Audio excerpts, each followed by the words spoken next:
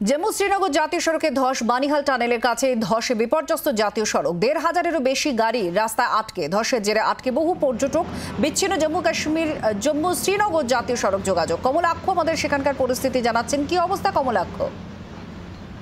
দেখো, একেবারে দুর্যোগের মধ্যে পড়েছেন প্রচুর বাঙালি পর্যটক এবং বিভিন্ন জায়গা থেকে, দেশের বিভিন্ন প্রান্ত থেকে এই গরমে যারা কাশ্মীর বেড়াতে গিয়েছেন সেই সমস্ত পর্যটকেরা এই মুহূর্তে চরম বিক্ষোভ করেছে। কারণ গতকাল রাজপথ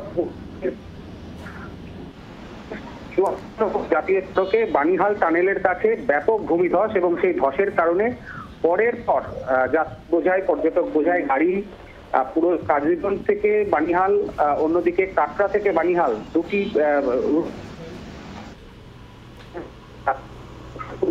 মুহূর্তে সকাল থেকে তারা কিন্তু এখনো পর্যন্ত সেই জাতীয় সড়কের উপরেই আটকে রয়েছেন।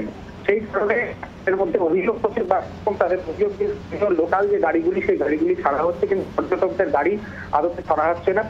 জম্মু কাশ্মীর প্রশাসন সূত্রে জানা যে এই রাস্তা সড়ক আগামীকাল সকাল থেকে মেরামতির কাজ শুরু হবে। সুতরাং সময় সাপেক্ষ, সময় লাগবে এবং সেই তারপরে কিন্তু এই যাত্রীদেরকে পারাপার করানোর জন্য চেষ্টা চালাবে প্রশাসন, তেমনটা জানা যাচ্ছে। সব মিলিয়ে চরম দুর্যোগের মধ্যে এই মুহূর্তে পর্যটকরা এই বানিহাল টানেলের কাছে ধসের কারণে। বাংলার আওয়াজ, বাঙালির আবেগ, জি 24 ঘন্টা।